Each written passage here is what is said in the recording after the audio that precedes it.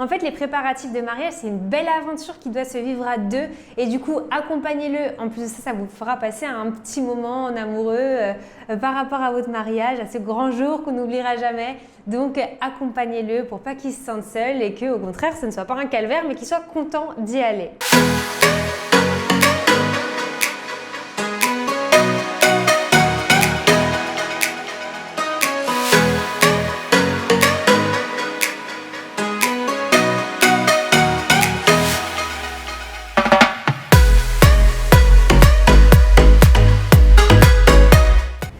Salut tout le monde et bienvenue dans cette nouvelle vidéo. Aujourd'hui, on va parler d'un thème qui n'est pas vraiment commun et en fait, croyez-moi, il est beaucoup plus commun que ce qu'on pourrait penser. Vous l'avez compris avec le titre, on va parler de l'implication de monsieur dans les préparatifs. Alors peut-être que vous auriez imaginé qu'il allait beaucoup vous aider, beaucoup s'impliquer et en fait, après quelques mois d'attente, surprise, vous êtes déjà à la fin de vos préparatifs et vous vous rendez compte qu'en fait, il n'a pas fait grand-chose. Mais en tout cas, il n'est jamais trop tard et sachez que vous êtes beaucoup dans cette situation. Donc, comptez sur moi pour vous donner quelques astuces faciles à appliquer dans cette vidéo. Mon premier conseil, ça va être de le laisser faire des choses qu'il a envie de faire et surtout des choses qu'il aime. En fait, n'essayez pas d'aller lui imposer des choses. Ne lui dites pas j'ai besoin que demain à 11h30 tu ailles chez le fleuriste si vous savez qu'il n'a aucun intérêt pour les fleurs, qu'il n'aime pas ça, qu'il ne connaît pas et qu'il s'en moque complètement.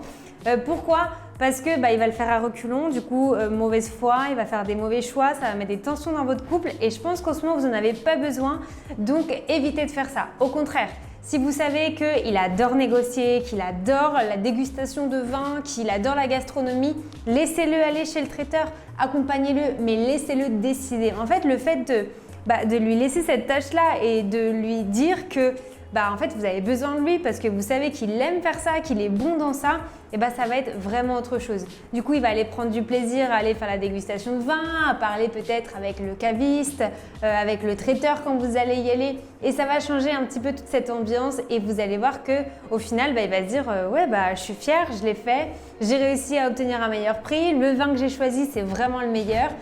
Tous des petits détails comme ça qui font que du coup, tout va être beaucoup plus facile et il sera beaucoup plus content de s'investir.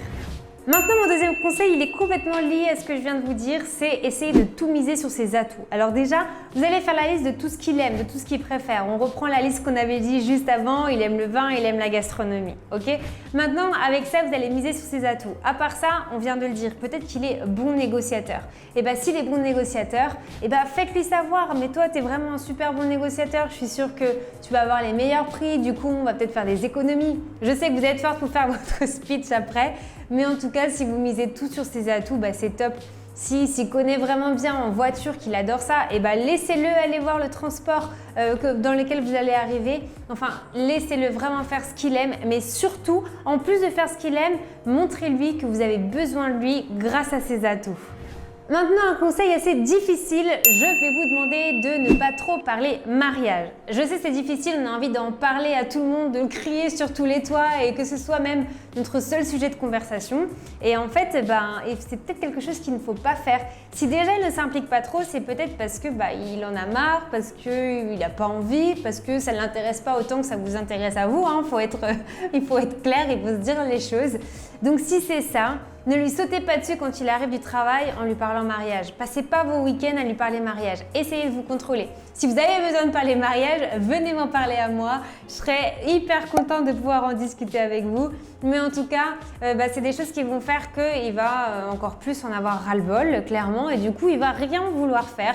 Donc, c'est vraiment pas bien pour son application dans les préparatifs. Par contre, tombez pas dans l'extrême. C'est pas parce qu'il va plus falloir trop lui en parler qu'il va plus en falloir parler du tout. Parce que sinon... vous n'allez pas avancer dans les préparatifs et si vous ne manifestez pas, manifestement, si vous regardez cette vidéo, c'est que lui non plus ne se manifeste pas. Donc, essayez quand même de sauter des fois sur l'occasion si vous parlez d'un sujet qui a un peu à voir ou qui est un peu lié avec le mariage, de lui passer des petits messages pour qu'il comprenne bien que vous avez besoin de lui et qu'il doit quand même continuer son application dans l'organisation de son mariage. Si vous n'avez pas encore rejoint mon coaching Comment organiser mon mariage de A à Z sans wedding planner, je vous invite à le rejoindre. Tous ces conseils sont dedans et en plus de ça, le fait d'avoir un guide, une accompagnatrice personnalisée ou tout simplement vous d'avoir tous vos conseils, vidéos, documents ça pourrait déjà beaucoup vous soulager parce que si en plus de ça vous êtes tout seul, toute seule face à tout ça, c'est pas top. Je sais que c'est difficile, vous n'avez sûrement pas le temps parce que vous travaillez sûrement, vous avez peut-être des enfants. Donc pensez à ce coaching qui est justement là pour ça, pour vous soulager. Et du coup, je serais ravie de pouvoir moi en discuter avec vous, de pouvoir vous aider et vous donner mes meilleures idées. Donc je vous mets le lien juste en bas. Vous avez 2 forfaits. Le forfait basique qui vous donne accès à la plateforme et en plus de ça, c'est si vous voulez, vous avez mon contact et autant de rendez-vous que vous avez envie avec des comptes rendus. Et ensuite, vous avez le forfait Gold qui lui est beaucoup plus complet puisqu'en plus de ça, je vous recherche la totalité de vos prestataires selon vos goûts, vos critères et votre budget. Ensuite, demandez-lui son avis hyper important. Votre mariage, même si lui est un peu moins impliqué que vous, c'est quand même aussi le sien et il doit ressentir que lui aussi est important dans ce jour-là. Donc, n'hésitez pas à lui demander son avis. Est-ce que tu préfères cette bougie ou l'autre? Est-ce que tu préfères ce faire-part ou celui-là? Est-ce que tu aimerais arriver plutôt en hélicoptère ou en voiture? Je sais pas, je dis n'importe quoi. Mais en tout cas, il doit sentir que son avis est aussi important. C'est vraiment, vraiment très important pour votre mariage. Maintenant, attention, parce que vous allez lui demander son avis et demander son avis, il y a 2 possibilités. Oui ou non. S'il dit non alors que vous adoriez, il va falloir que vous aussi vous fassiez des efforts et des concessions. Parce que forcément, en demandant un avis, ça veut dire qu'on peut recevoir un non. Et si jamais il dit non, il doit sentir que là aussi vous l'écoutez et que là aussi vous allez essayer de trouver une autre solution qui va à la fin lui plaire aussi et du coup ça va lui donner beaucoup plus envie de s'impliquer dans l'organisation de mariage s'il voit que les choix que vous faites, vous le consultez et lui soit aussi d'accord. Parce que si vous lui dites « bon je fais ce que je veux, j'ai envie que ce soit cette bougie, je vais prendre cette bougie », ce qu'il va faire c'est qu'il va se mettre complètement en retrait parce qu'il va se dire « ok déjà, j'ai pas envie de le faire, puis de toute façon, je vois qu'elle prend des décisions sans me consulter et peu importe mon avis. » Donc, faites des concessions et vous verrez que tout se passera beaucoup mieux. N'oubliez pas de l'accompagner lors des rendez-vous. Maintenant que vous lui avez donné ses missions, toi, tu vas aller rechercher le traiteur, faire la dégustation et négocier les meilleurs prix. On va reprendre le même exemple. Il ne doit pas se sentir seul non plus. En fait, les préparatifs de mariage, c'est une belle aventure qui doit se vivre à 2 et du coup, accompagnez-le. En plus de ça, ça vous fera passer un petit moment en amoureux par rapport à votre mariage, à ce grand jour qu'on n'oubliera jamais. Donc, accompagnez-le pour pas qu'il se sente seul et que, au contraire, ce ne soit pas un calvaire, mais qu'il soit content d'y aller. Et maintenant, j'ai envie de vous dire ce qui est pour moi le plus important, c'est la communication. Une excellente communication, c'est fondamental. Déjà, c'est fondamental dans un couple en général, mais là, ça va être encore plus fondamental parce qu'il y a beaucoup de décisions. Un mariage, c'est de l'argent, c'est du temps, c'est des décisions. Du coup, c'est hyper important que vous parliez de tout avec transparence, que vous disiez les choses, que vous disiez non, cette personne-là, j'ai pas envie de l'inviter parce que c'est le jour de mon mariage et je veux pas.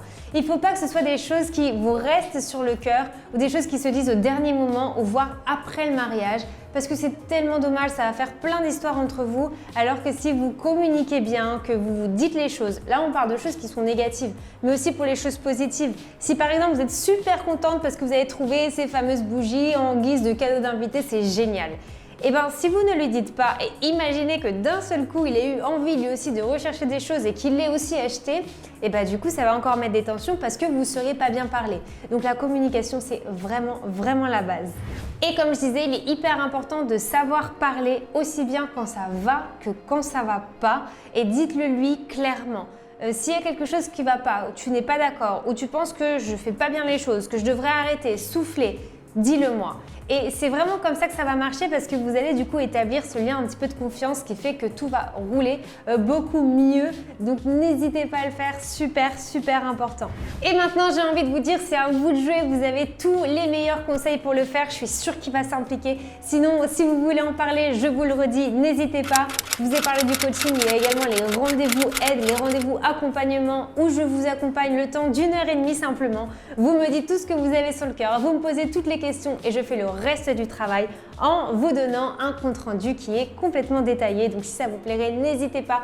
Vous avez aussi les templates, beaucoup plus simples, des documents à télécharger qui sont déjà faits selon là où vous en êtes dans votre organisation. Je vous les mets également dans ma description. En tout cas, je vous dis un grand merci. N'oubliez pas de bien vous abonner à ma chaîne YouTube et d'activer les notifications pour être au courant à chaque fois que je mets une vidéo. Je vous dis à très vite pour une prochaine.